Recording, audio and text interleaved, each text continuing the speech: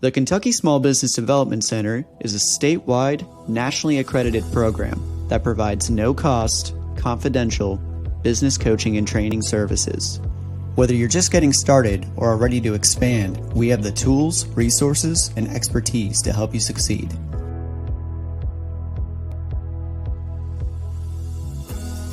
We're part of a national network, America's SBDC, with over 1,000 centers across the nation. To learn more about how the Kentucky SBDC can serve you, please visit KentuckySBDC.com or email us at info@KentuckySBDC.com. You can also reach us by calling 888-414-7232. Thank you for joining today's webinar. The chat feature is available for you to ask questions and interact with today's speaker. Please take a moment to introduce yourself and where you are watching from today.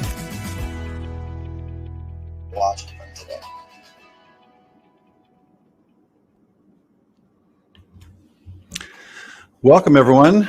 I'm Dave Atkin. I'm the director of the Louisville Small Business Development Center here in Louisville, Kentucky. Thanks for joining me today. And if this is your first time joining, welcome. And if it's your 15th time joining, welcome again. Always glad to see you guys. Just to make sure everything's working right, if you look to the right of your screen, you'll see the chat feature button. So if you wouldn't mind, just go ahead and click on that and just say hello, tell us your name and where you're joining from so we can make sure everything is working correctly. You can see us and you can hear us well. There's Gwen from Ashland and Kristen from Pikeville. Hello. Kristen from Frankfurt, Shelbyville, Lexington. So we've got quite a few folks joining us today. Welcome, everyone. In this day and age, it is so important to have your businesses technology secure. Cyber criminals are all over the place looking for victims, and they increasingly find small businesses easy pickings for ransomware and other things. So it's really important to have high security on your systems and servers at work. So we've asked a couple great presenters today, Joe Oney and Sean Ayers from HOPSEC. They are some great tech professionals, some security professionals that have been doing this a long time that are here to share some really good insights for us. So let's take a lot of notes because we really need to get up to speed on this and take care of our security with our computers and our data at work. So Joe, want to join us? Hello, Joe. Hello, good afternoon. Thanks for having me. Hey, Sean, how are you? Good. I had to unmute myself, but fantastic. Thank you. Thank you for having us. Yeah. So I'm just going to turn it right over to you guys. Let's get started. I really am interested in the subject today. So thanks for joining us. Let's get going. Yeah, thank you all for having us again. Good afternoon. Sean and I are from a company. We're very new, but out of the Louisville area, called HOPSEC.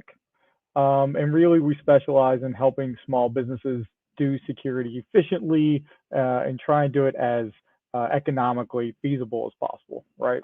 So hopefully we'll be able to address some of those things today. And really our goal is to, even if you have a security program, don't have a security program, we really want to change how you view security and how you approach it. And hopefully you learn some new concepts today, no matter where you're at in your security, information security maturity kind of process. So we'll start with some intros. My name is Joe Oney, from Louisville, father of two and co-founder here at HOPSEC. There's four of us, so you have half the company here with you today. Been in the Kentucky National Guard for 19 years, and I've been in information security for 13, and been involved in security programs from the smallest, you can imagine, to some of the biggest companies in the world.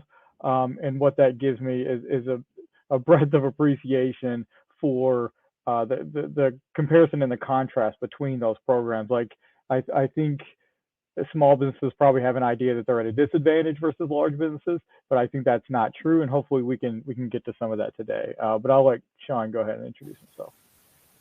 Thank you, Joe. Yep, Sean Ayers. I'm actually not a native Louisvillian, but I've definitely chosen to live here. So that might speak even more to how much I like Louisville. As Joe mentioned, also a co-founder of HOPSEC.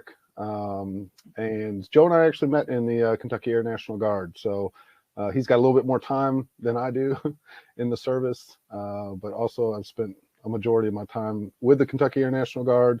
Have about 12 years of information security, and currently working in the capacity of a director of InfoSec at a Fortune 50 organization, in addition to being a co-founder of HOPSEC.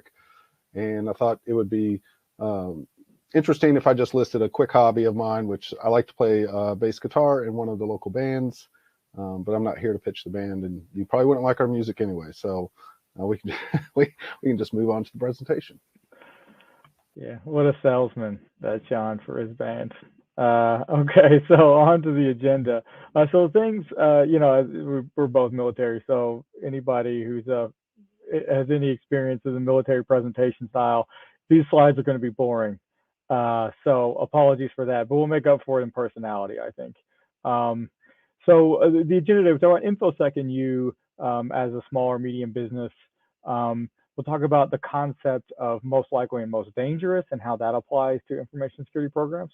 We'll talk about engaging information security professionals and companies and the things to anticipate and what to bring to the table to have more success when you do that. And then extending security to your supply chain, taking your security model and extending that to your third-party risk side of things and making sure that you're covered there as well, right? Because your immediate partners sometimes are your riskiest partners, but also the most essential to your business, right? And then we'll leave time for a Q&A. So I think we've timed this, Sean and I ran through this as quick as 15 minutes and as long as 40, and we'll try and land somewhere in between that. So to get started, InfoSec and you. So information security should enable your business, right? That's the first point here.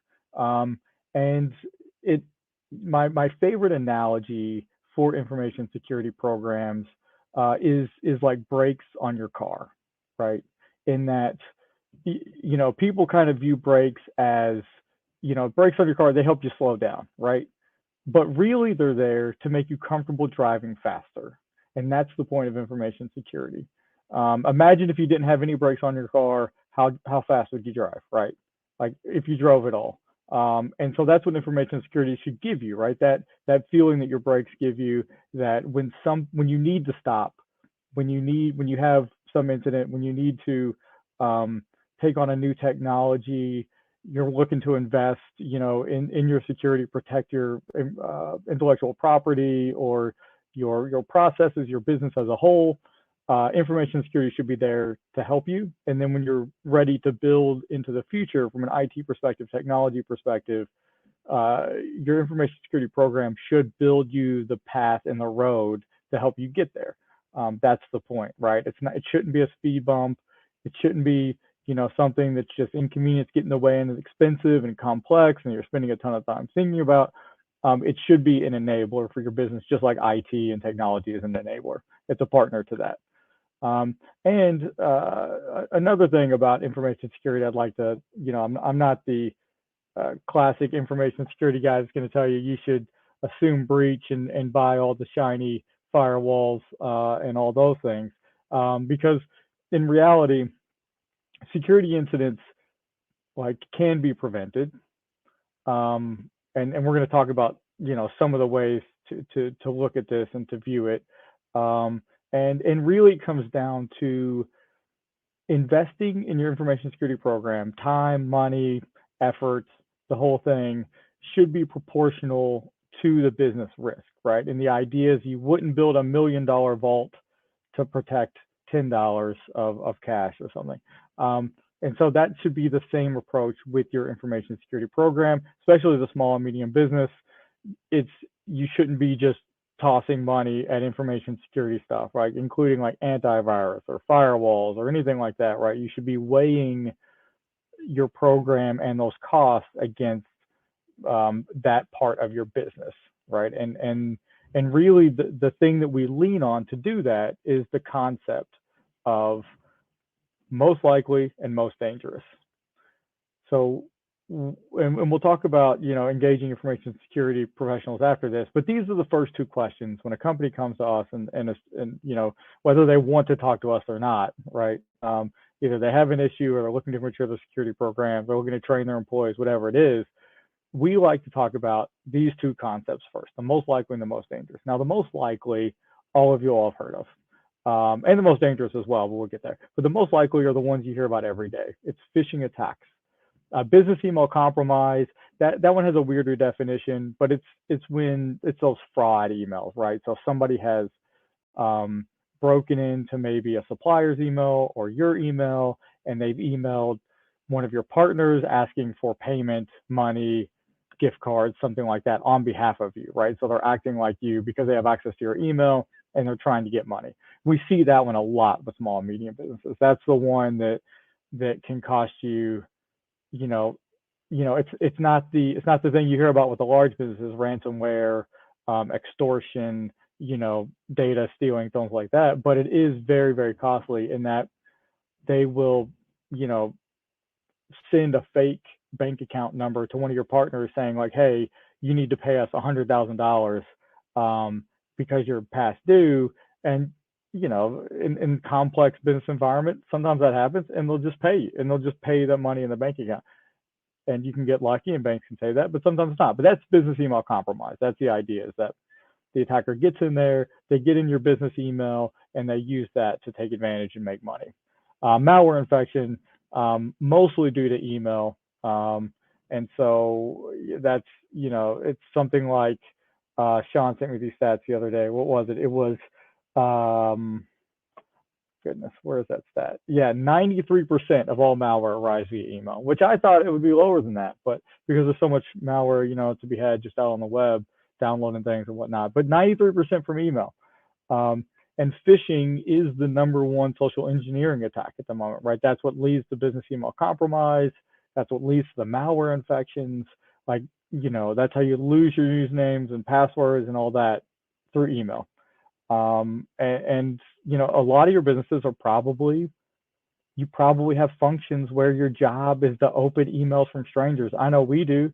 Like after this, maybe we'll get some emails from some of you all, right? And you'll be like, hey, here's our business, this is what we like to do. And here's an attachment, about our business. And it's kind of part of my job to open that attachment. So there's not a lot you can do to protect yourself there from saying like opening emails from unknown parties as business owners, but we can do some due diligence there. But that's the most likely, right? And so those are the things where you do your antivirus, you train your users, your employees to know what a good email looks like and what a bad email looks like.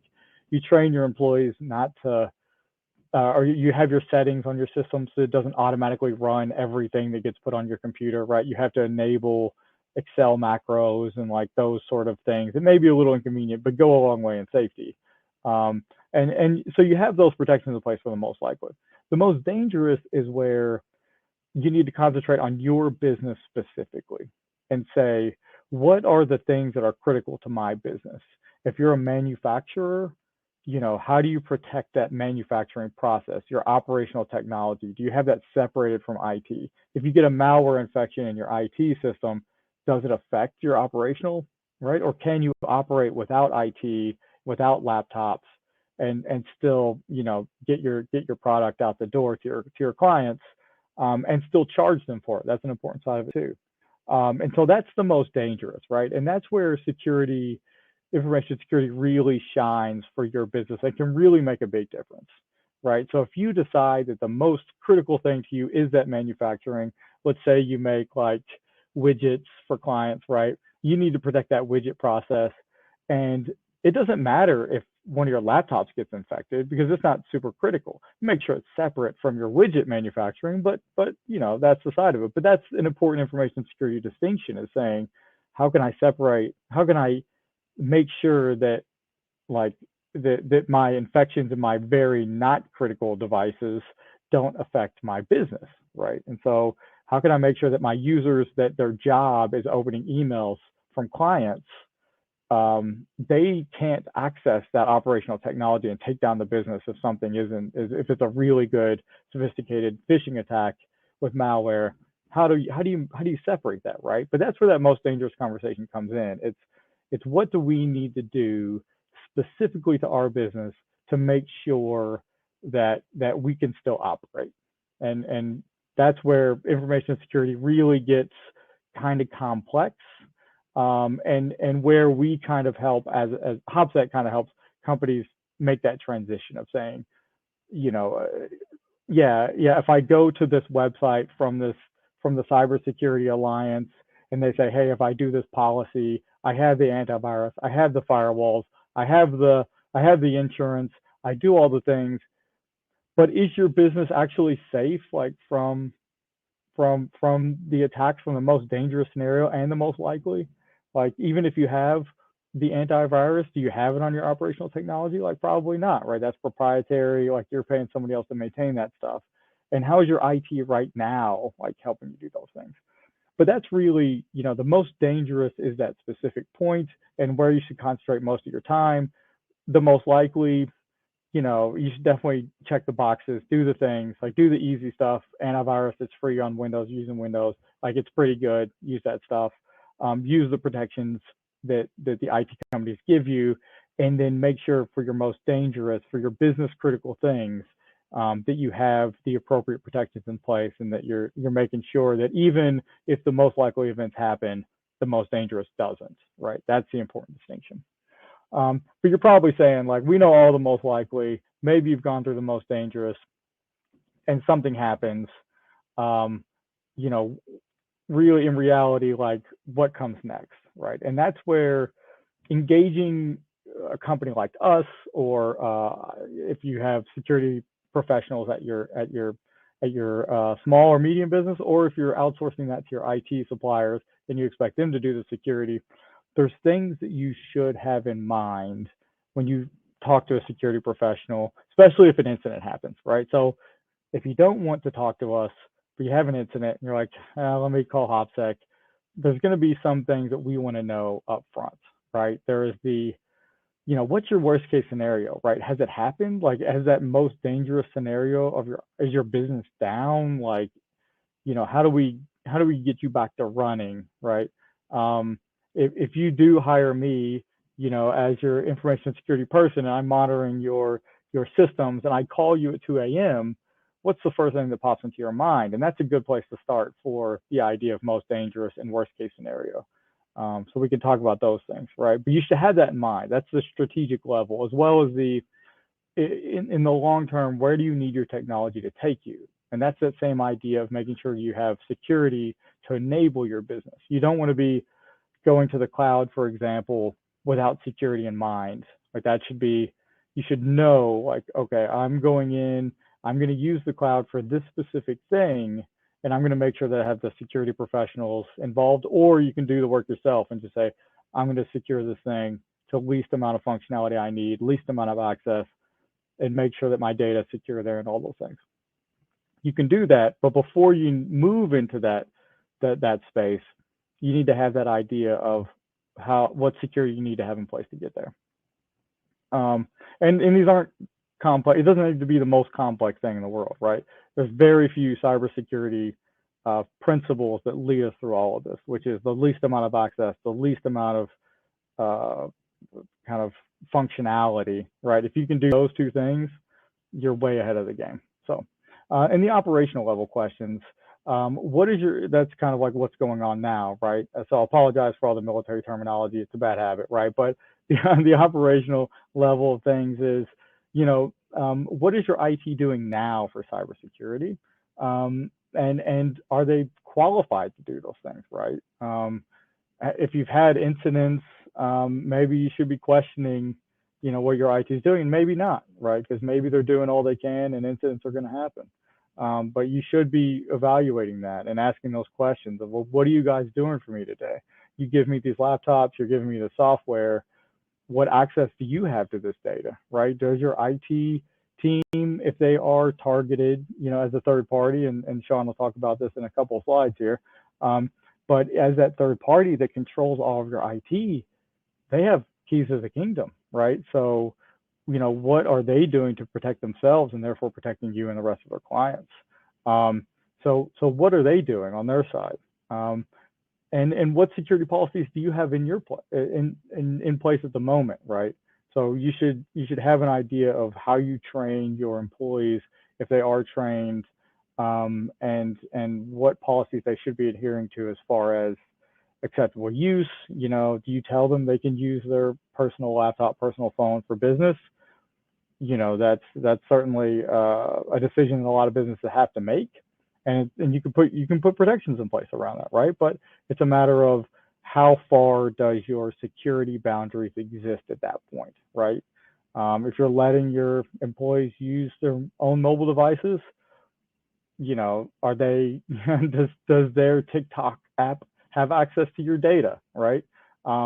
It's a question that a lot of people don't think about when they're sending email to mobile phones, is that when you open an attachment, it saves it to your phone. All your apps probably now have access to that thing, depending on your settings. And so if you extend it to personal devices, it's the same thing.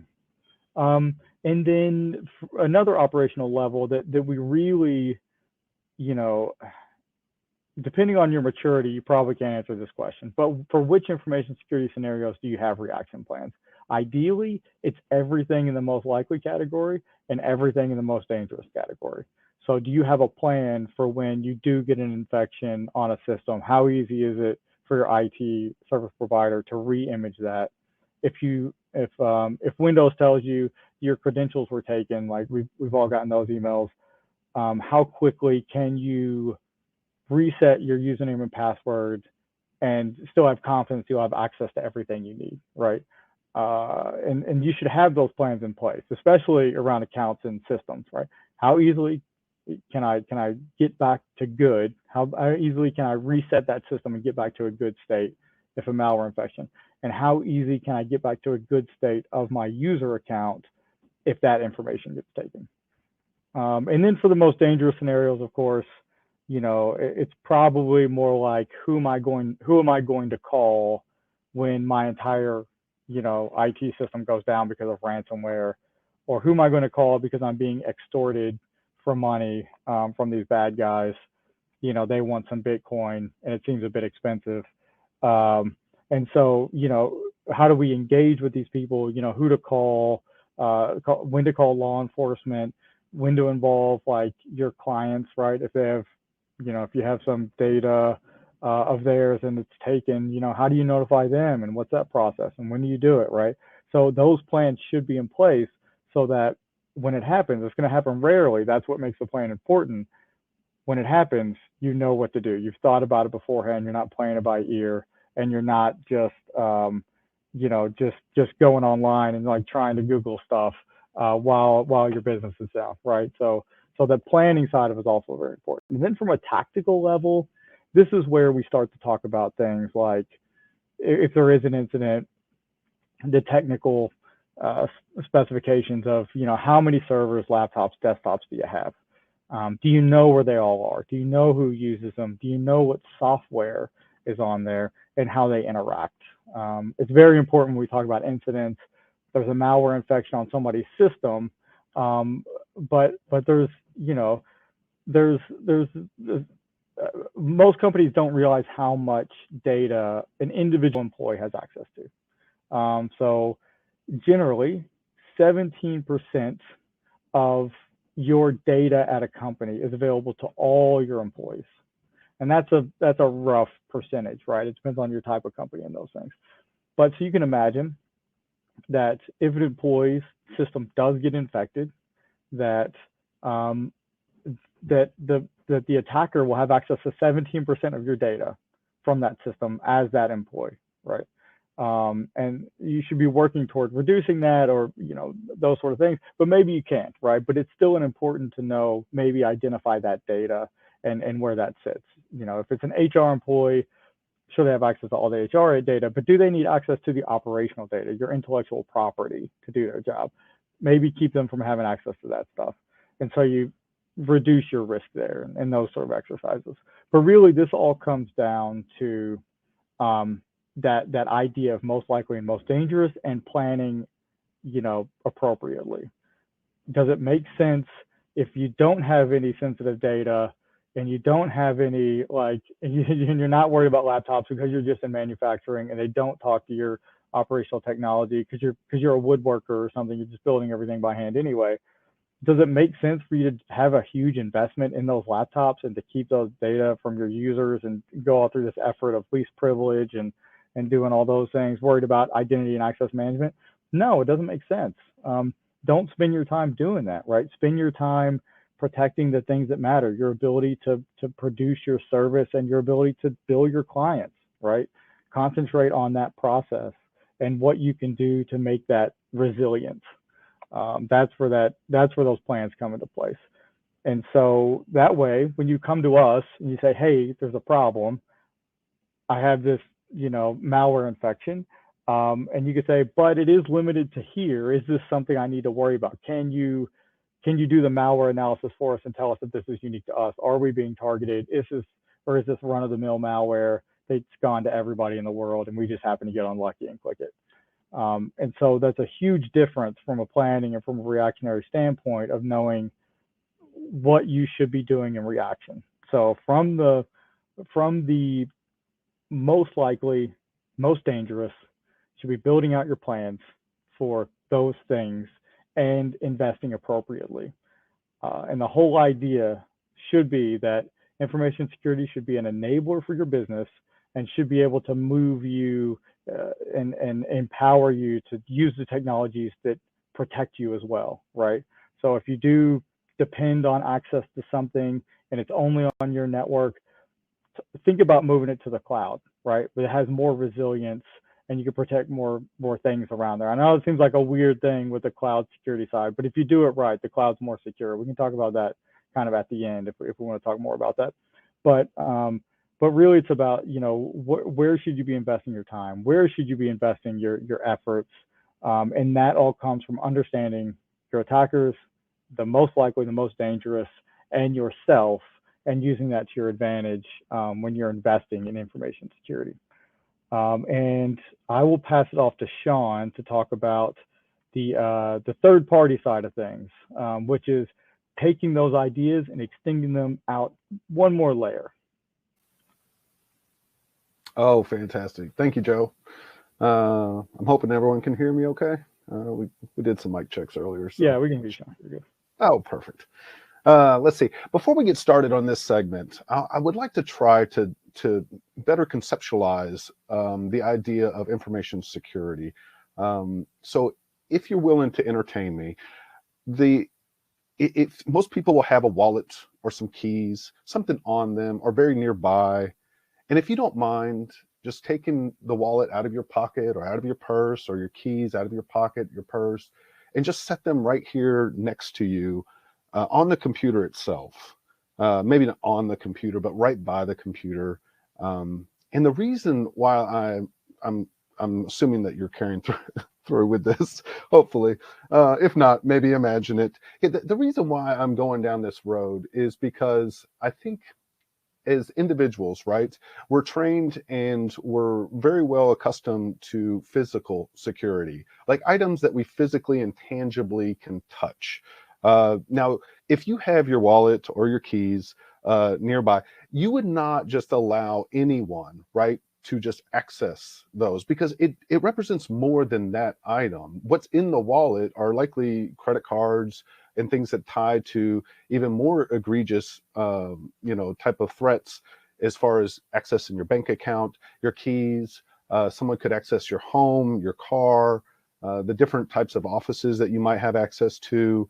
So they represent more than just the items themselves hopefully on the desk right next to your computer. The thing that I'm trying to convey is that information security kind of gets lost. It's more ambiguous because it's not tangible. But at the same time, it absolutely is relatable to like your wallets or your keys, right?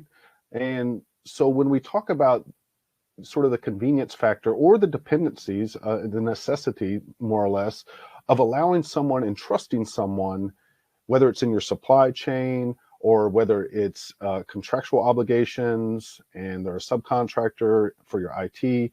When we talk about them trusting this other organization, I would very much like to take you back to this moment in time and think about who would you feel comfortable with trusting your keys and your wallet and the things that are very dear to you.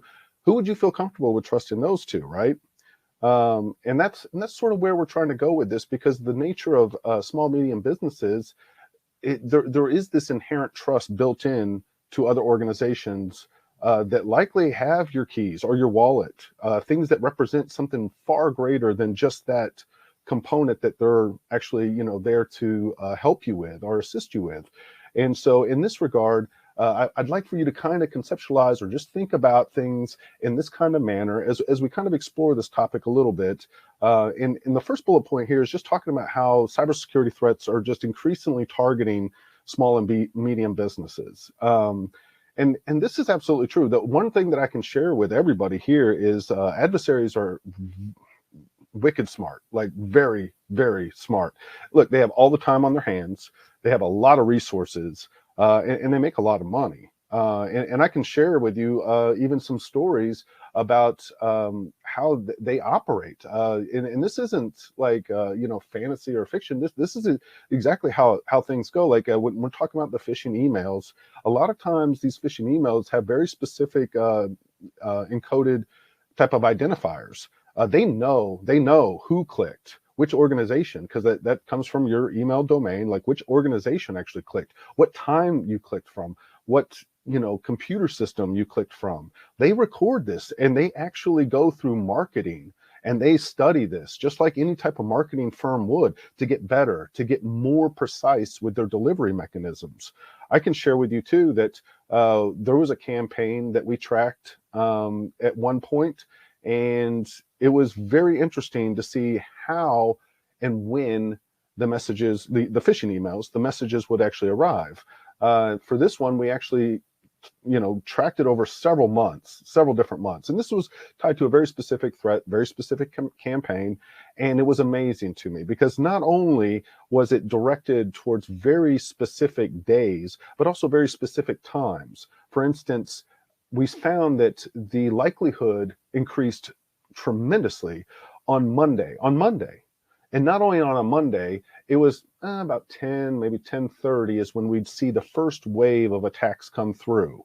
Why is this important? Well, number one, it tells me that they understand what time zone we're on. We were operating on Eastern time zone, so it definitely was aligned towards Eastern time zone. They understood this. Not only that, think about this. Coming in from a weekend, most users are trying to catch up on some emails. There might have been some emails coming in from the weekend, and so they get in maybe 8:30, 9 o'clock, and they get accustomed to reading emails. They're getting accustomed to clicking things. They're getting accustomed to opening things.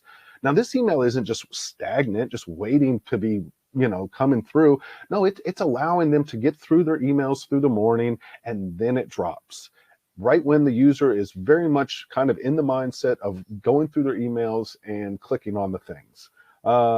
And I just find that fascinating because ultimately it does speak to the intelligence behind the adversary. And that's who you're up against. You're not up against, kids in the basement. These are very, very, very smart and intelligent groups of folks. A lot of them are cyber criminals. They do this for a living. Like I say, it's very, very profitable. And they have a lot of time and resources on their hands. So when they do decide to more or less focus on profitable targets, a lot of times they are looking at supply chains. Supply chains allows them an easy way to actually infect a great number of people. And small and medium businesses, they do realize that there likely are some constraints built in, whether it's, just dependencies or the necessities involved. Maybe it's limited resources when it comes to investigating and or alerting and monitoring different types of security threats and events. So this can definitely play a part in this type of a scenario. And this is something you want to be cognizant of. Like I say, it's just a matter of understanding who and what you are really up against. And then a lot of, small and medium businesses, they do have sort of hybrid models, whether it's, on-premise and cloud, or as Joe mentioned, whether it's an IT section and then a manufacturing section. There's different types of approaches there that can be exploited more or less by these cyber criminal gangs. And that's exactly who they're targeting. Targeting is not a loose term. That targeting is a very specific term. That means they absolutely know who they're who they're going against and for. A lot of times it just results by happenstance. And that's sort of, as we kind of fold into this next bullet, that's what we kind of sort of look at too, because of the dependencies on all sorts of different third-party products, and the reliance even like on open source type of products or software or information. The thing is that one of the great equalizers between small and medium businesses and maybe large enterprise environments that Joe and I are definitely accustomed to working with is that the dependencies on open source and third-party software, and even the reliance on contractors and outsourced services, that's the great equalizer. There's no difference between your business and a large enterprise business when it comes to that type of dependency or necessity, really. And so it's not necessarily like this is just an isolated problem for you or your small business. This is a problem that all organizations really face. And I'll share with you too, one of the more recent vulnerabilities. I'm not sure if everyone's accustomed to reading up on a lot of the different types of cyber threats, but there was an open source library, and they referred to it as log4j, like the number 4, and it's log4, and then just the letter J, log4j. And that was a very interesting vulnerability because, like I say, it was a great equalizer. All organizations, large, small, anywhere in between, if you had any of this built in, and a lot of products had this built in, a lot of products. It wasn't just a matter of if the business itself had applications or things that they were running that might incorporate it. It's a logging type of mechanism, but it's open source. And the thing of it is that a lot of other vendors and other organizations would actually incorporate that in their products. So if you were using their products, they would also be susceptible and also vulnerable to this. But like I say, that's one of the great equalizers. And think about it from a criminal perspective. If you targeted that specific vulnerability, my goodness, I mean, you could just knock over a ton of businesses. And it's not to be lighthearted about it. It's just the reality of the situation. But absolutely, it does come into that sort of aspect of, like I say, trying to address something that all organizations face. But a lot of times it just is, the challenges are that the resources, right, and just the time and the efforts are slightly different, more nuanced, and just trying to understand what is your best approach with this. So a lot of this too can get into the aspect that whereas the first bullet mentions how cyber criminals kind of target very specific businesses, this last bullet point here at the very bottom really talks about the indiscriminate use, or more the opportunistic. This is what we refer to as the good old spray and pray. It may not be your business that they're actually targeting. They may just initially want to just send out a phishing email, and it goes to all sorts of different campaigns. You might have an employee or a user that checks their webmail, their personal email, on their computer or on their business computer, like their company-owned device. That it's unfortunate because it opens up a whole nother area that you would be susceptible to. Because if think about this, if the attacker is targeting just random Gmails, Hotmails, Yahoo mails, whatever it is, they happen to get it. It's not through your organization, right? But they happen to get it, they open it, it's on their device now, on the device, which is the business-owned device. And now the attacker is receiving the callback message from this initial dropper, and it's saying, wow, look at it here, look at what I just stumbled upon. I'm going to take my time. And this is how attackers work. And it's just sort of a known tried and true technique. I mean, once they establish that first foothold, generally their next position is immediately to establish persistence. That first initial foothold is very, very weak. Anything can disrupt that. Once they've lost that connection, they got to resort back to the phishing game again, in hopes that they can get back inside the network or back inside and get on a device. But the idea there is just that as soon as they get on something, immediately they're trying to establish persistence. And persistence is just their ability to actually withstand any type of interruptions, whether it's the computer turning off, whether it's the network connection got interrupted. As soon as that computer comes back on, the network established, then the attacker would still be able to establish communications. Remember, the attacker's got to communicate with that device. This is what we refer to as the C2, or the command and control channel. and they've got to be able to like talk to that device, tell it to do things, and execute different types of commands on that device. So anything that interrupts that initial connection, like I say, can be a little precarious from an attacker standpoint, but that's also an opportune moment from you as an individual or a business owner, in knowing that all's not lost. As soon as they open up the email, it's not over. It's not game over quite yet. There's actually quite a few different rounds at that point that we can get into, but probably for another brief or another time. But it is fascinating to kind of understand the methodologies, the tactics, the techniques that are used by attackers, and really just understand where the opportunities exist for you to actually thwart that type of attack. But I thought we would kind of close out this sort of presentation with 8 cyber security questions to ask. And this is mainly geared towards, like I say, those dependencies, that relationship. And remember, your wallet, your purse, your keys, they're sitting right there on the counter. If you had to give those to somebody and you entrusted those to somebody, wouldn't you want to ask a few questions and make sure that things are going to be protected and you feel assured, right? And this too isn't one of those where you need to really understand, what these questions are about or what the answers are about. Some of this is just a learning process. And as Joe mentioned about, I love the analogy about the brakes, and the brakes are there to allow you to go fast. Well, I'll use a similar analogy in the sense of keeping with the car theme, and just in the sense of when you first drove your car, think about it, the very first time you placed yourself in the driver's seat on the wheel with the pedals, you likely weren't, driving through rainstorms, snow, up and down hills, around blind corners, late at night. No, you first just kind of got accustomed to the car, accustomed to the road, accustomed to the laws, how everything else reacted. Well, cybersecurity can be very similar in that fact.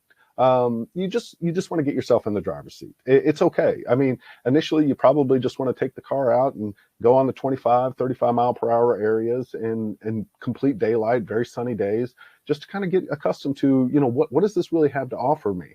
But in this is the same way. Don't be scared to ask these questions. These questions should absolutely be answered by anybody that understands that cybersecurity is absolutely real. I mean, everybody approaches it. Any organization really does approach this each and every single day.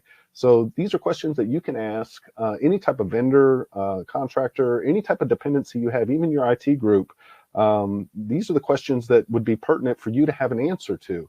Now, the questions are here. So, I mean, we can roll through the questions, but I think the more important learning aspect of this is going to be, what should you expect as the answer? So let's take the first question. Is the IT infrastructure patched?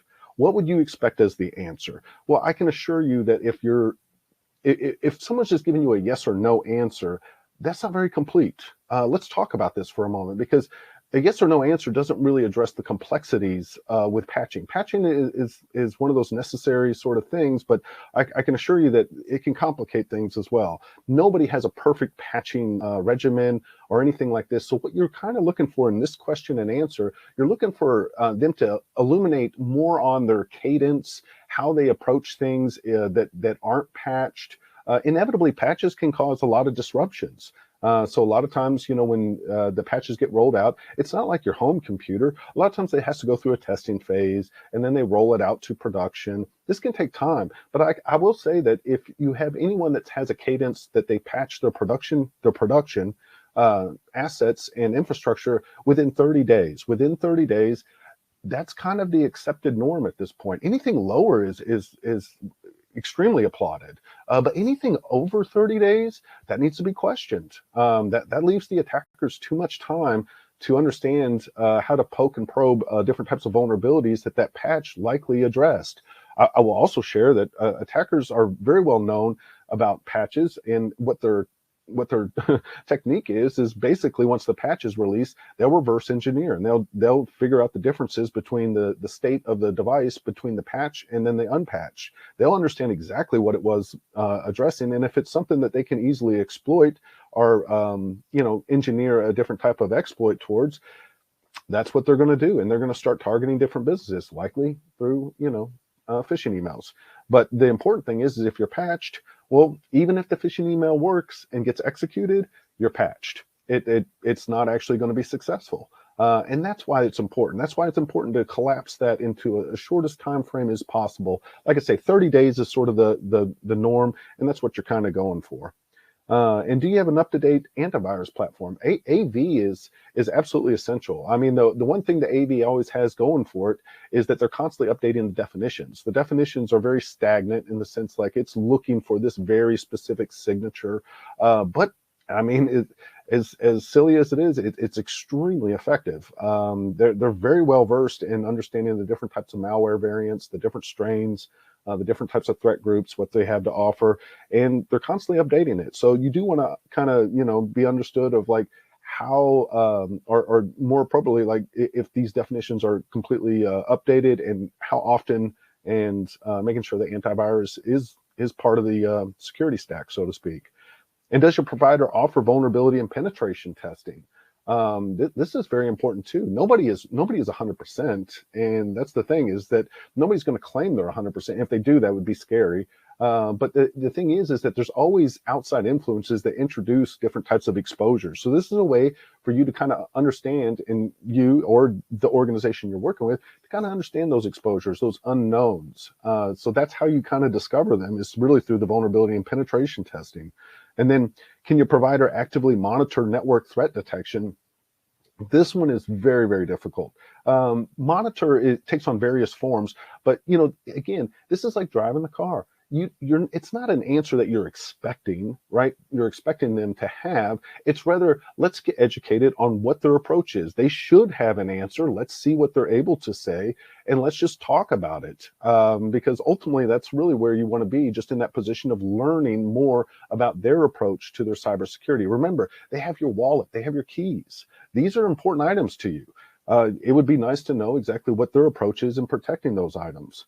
And can your provider secure network access to only approved devices? I did see in chat, mentioning somebody, was using their personal device, and this is honestly, it's a big no-no, for work. It's not acceptable. It is not okay. How do you thwart that out? A lot of it is education. A lot of it really does stem on educating users about the dangers, the risks, the exposures that would provide to your organization, not only with data leakage, but also just through different types of malware threats, especially if that device ends up actually on the business network itself. But even without the network itself, even if they're accessing documents or trying to communicate with their own personal email, like I say, that's just a big no-no. And a lot of times it comes with just educating the users and then also making people accountable. I mean, if they are caught doing it, it's a conversation to have, and it's documented.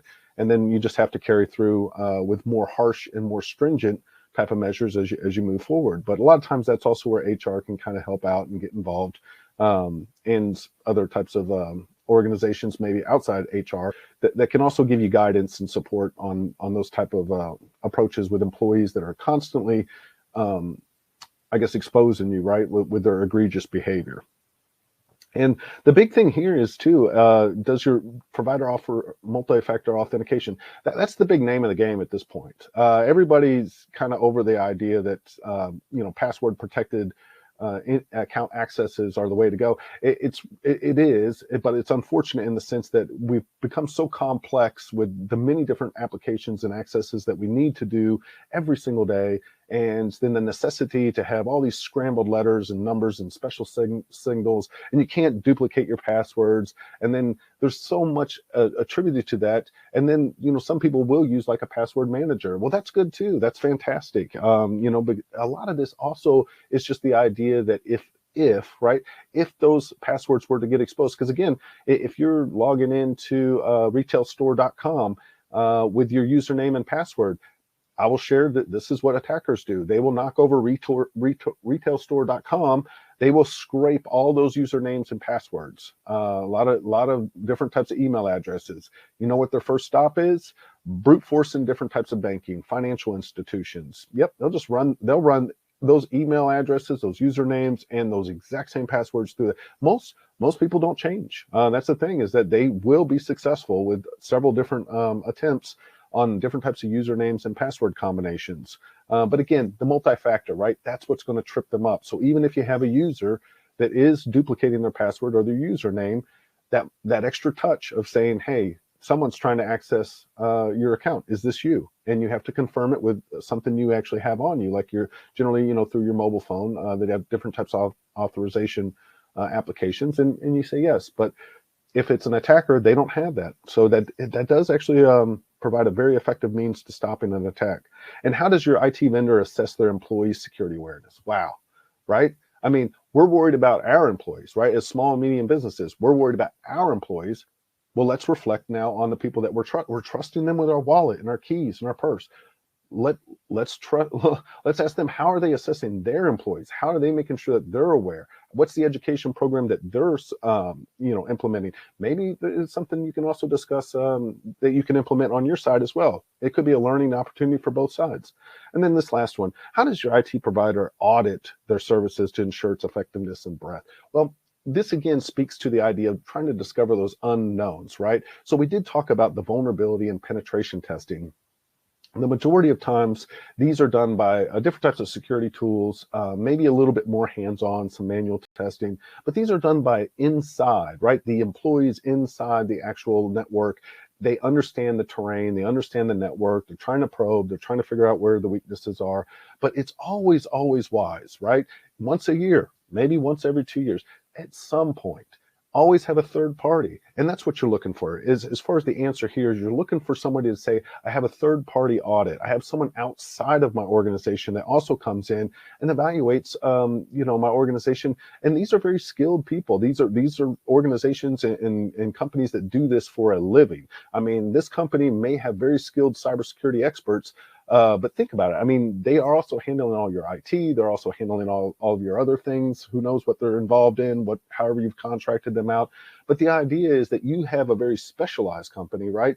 Come in from the outside, get that outside perspective and let them probe and let them discover, maybe some weaknesses that weren't thought of initially. And that's to discover those unknown unknowns, like the things that you didn't even, think about. So like I say, vulnerability penetration testing, discovering unknowns. This is more about third-party auditing and discovering unknowns. But whoa, we've used up all of our time. I'm really apologetic. My goodness, we've definitely left very little time for questions, but please feel free to ask. Yeah, a new record on this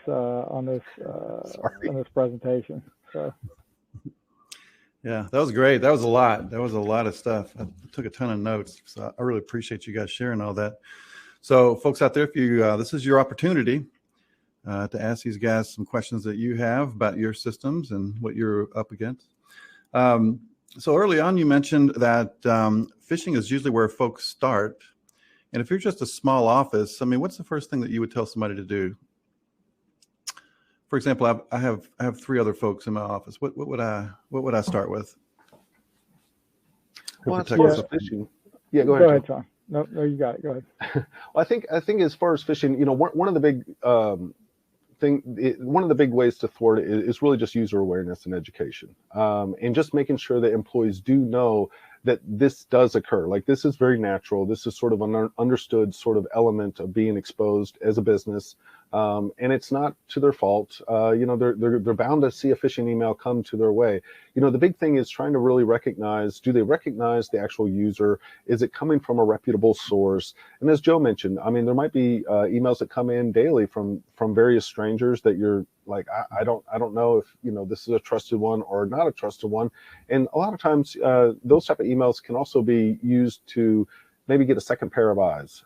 Just, hey, even a peer, just have somebody else look at the email and say, does this look okay?